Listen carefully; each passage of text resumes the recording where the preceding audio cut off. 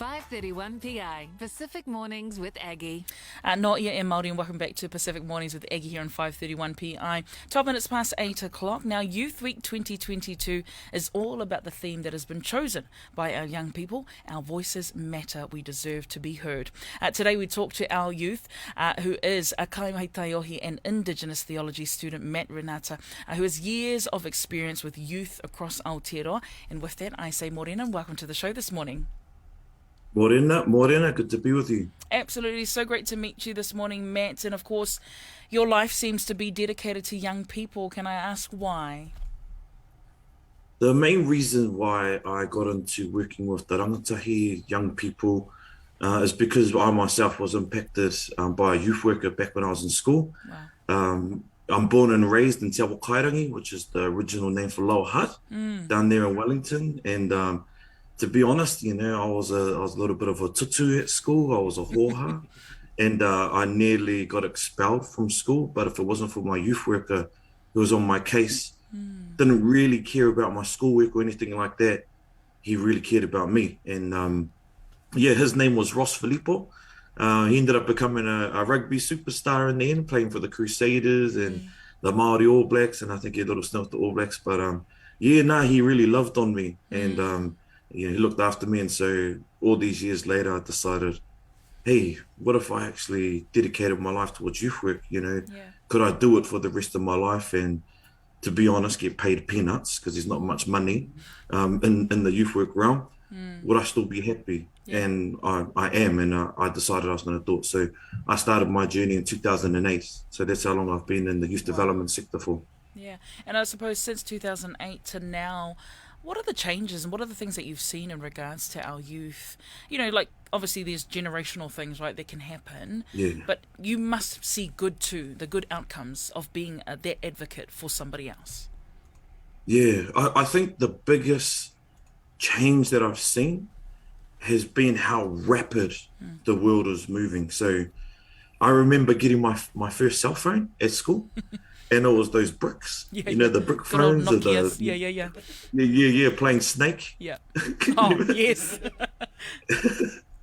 And that was huge at the time, and I was getting into breakdancing as well at that time. And so I had to download a YouTube video clip, and it took me 10 minutes just to get like a 1 minute video clip tutorial of how to breakdance. And now it's just at their fingertips. It's just like, bam. Yeah. So... if they want to know the truth, they're going to find the truth. Teachers talking in class, they can literally jump on their phone, figure out, okay, wait a minute, this is what this person says, this is what this person says. And so that's way different to what we've got going on now. So like something that maybe took our parents 3 years to learn in a degree, these guys can learn it within 6 months. Yeah. And so that's quick, that's fast. I think the issues, though, and the way that we view our young people have stayed the same over the years. This generation, this generation is going to be the one to make the change. Yeah. Or there's something wrong with this generation, and something's going wrong now, and it wasn't like that back in our days. It's the same thing, to be honest. It's the same thing. But I think... Yeah, I don't know. Is the answer to the question? Is it kind of... No, absolutely. We can obviously delve a little bit more in regards to, I'm sure you're well aware, the whole drama in regards to recent ram raids, that have been happening in our communities. Yeah. I suppose, again, your experience on working young people, how then, one, should we react as a community or respond, maybe more so, to what is happening, but also the children that are doing it themselves? I mean, why? Why do you feel that they're doing what they're doing? Okay, so that's a really big question. It's a good question. It's a deep one.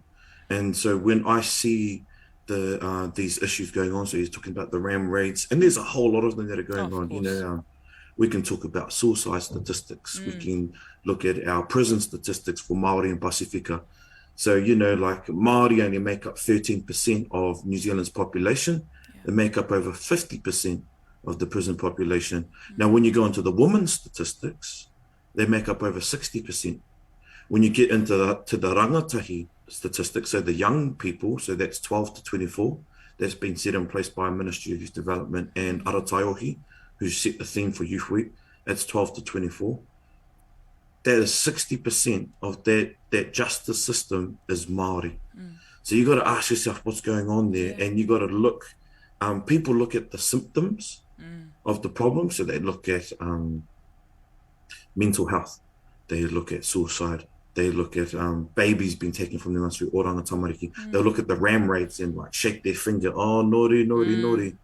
But you don't look at the symptoms, you got to look at the core problem. And so having done youth work over all these years, in a nutshell, we've figured out that everybody loves to be loved. Everybody loves love. And our people have, in some ways, been deficit in that. Not so much by their whānau, but by the system. You know, by structures or laws that are in place. And so you look at the oppression of our people for Māori, and then you look at Pacifica, and you look at kind of, you know, you talk about ram raids, what about the dawn raids? Of course. Hey, and you know, what kind of impact and trauma does that have on our people? You know, going back 160 years, looking at Ihu Mātao, you know, those lands were confiscated from their people. And when they tried to return to their ancestral lands that they had been there for hundreds and hundreds of years since they left Tahiti, you know, on that waka from Tainui, from Moria, been there for hundreds of years, 160 years just gone like that because the government decides, where are they supposed to go? How are they supposed to thrive as a people? You know, just imagine trying to return to your ancestral lands and, you know, the crown that are there, the troops that are there, just arrest all of the Māori that are coming back to the ancestral land. Where are they supposed to put them? Crazy. Oh, okay, let's build some prisons. Because there were no prisons before that. And so that's when you get this intergenerational cycle of trauma, of a different way of thinking that our people have never really thought of before. Now they're in survival mode rather than a thriving mode. So you look at our rangatahi today, whoa, there we go, we've got ram raids, which is probably a result of the dawn raids. Does it kind of, you get my gist? And so we're in a time now where we need to heal, we need to restore back to the people that we once were. And I think that is happening. I think that's happening bit by bit. You look at Te Reo Māori, that's on the rise, and Te Reo Māori is kind of the gateway into the Māori world, and so our ways are being restored. And then through my Indigenous theology, as well as coupled with my youth work, you know, I found out my waka, takitimu, you know, so I'm from Ngāti Kahungunu and Ngāti Porou. My waka takitimu was built in Samoa. Wow. It was built out of Samoan timber, out of Samoan resources. It was built from that whenua. And so really, the Samoans are our tuakana, they're our older siblings, they're our whānau. And so we're now learning about these, oh, that's right, remember our connections, remember our love for one another, remember how well we used to love, that we could, the love that we had, not only for our own people, but for the world that we're in, actually helped us navigate the biggest ocean in the world, and we hardly ever got lost. That's what love can do. And so I think we kind of looking at the symptoms, but let's look at the core issue, which is the breakdown in love, the breakdown in whānau, the breakdown between a mother and a father, or a father and a son, or a father and a daughter. You know, what does it mean to restore those relationships and bring them back to life? I'm telling you what, you won't even see those ram raids even happen. You know, we'll see the suicide statistics be decreasing for our people because we're remembering our love for one another. So that's kind of it in a nutshell, without having to go into a hardcore like study, like this is what I've learned over the years. But yeah, that's just one interpretation. That. Thank you for that, Matt. Of course, if you are tuning in, we are speaking with Kaimahi Taiohi and Indigenous Theology student Matt Renata. Matt, obviously I can hear the love, the passion, and just the purpose behind the things that you do. Of course, the theme this year is about, you know, the youth and their voices to be heard. So what is your encouragement to say to our community of listeners, especially because I feel like, yes, you will speak to the youth, but I like how you brought it back to it's us parents too, right? We're part of the whole whānau. So what would you encourage them? How do you encourage a young person to stand up and speak up? Well, we can encourage them as much as we can, but it's up to us to listen. And even deeper than listening, we need to hear them. And so, you know, kind of we look at our children, we look at our rangatahi, we look at our young people, even our young adults, you know, and we really need to tune in. We need to give them a listening ear. We've got to try and put aside our impatience, because sometimes we've got a lot of things going on in the world, and everything, like I already said, is happening really fast, and we've got to meet our deadlines and, get to this place, do this thing. We need to calm ourselves and actually listen to the children, listen to the young people and what they have to say.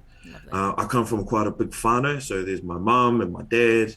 I've got there's 4 siblings all up, and then a whole lot of us are getting married, and got partners now. There's nephews and nieces, so we've got somewhat of a big whānau. And when my niece, who's the youngest of the family, when her voice pipes up during, when you got all the family around, you're eating, everyone's loud, and she's trying to say something. She's got this little timid voice.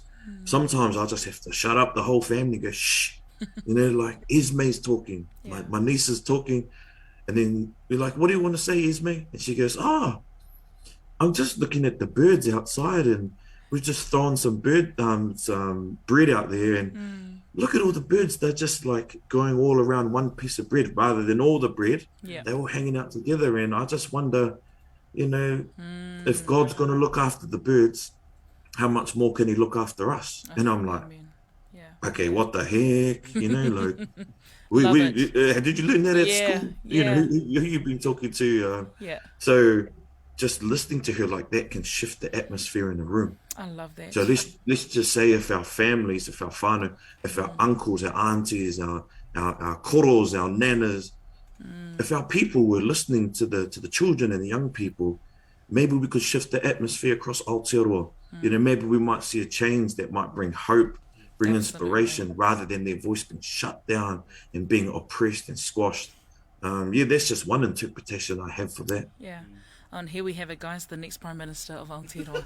Matt. Matt, look, because of time, I know we have to wrap up, but I do appreciate just you having on the show this morning. It is obviously from the voices, just like yourself. I would just say, if there was just one thing you would say that if we were to get it today, what would you say to us parents so that we would understand this generation that we are dealing with? I think the one last thing that I would say is love like you have never loved before. Beautiful. Just love better, love more, and love like you'd never loved before. Like you would never see your whānau again. Love like that, and that's my only inspiration. But tēnei te mihi ki a koe, ki a Korua, ki a Pacific, the Pacifica family, and to our Rotuman family, because it's Rotuman Language Week. So just love to all of our people out there. Kia ora, thank you for having me on. No worries. Ngā mihi, thank you so much, Matt, for being on our show this morning. Again, I hope we get to catch up again, because I know you're doing great things in this space in regards to our youth. And because if we have more people like you, definitely you're going to see a change. So thank you again, Matt. Kia ora iho. No worries. That, of course, is Matt Renata. Please, if you have missed part of this interview, feel free to head to our 531PI Facebook page as we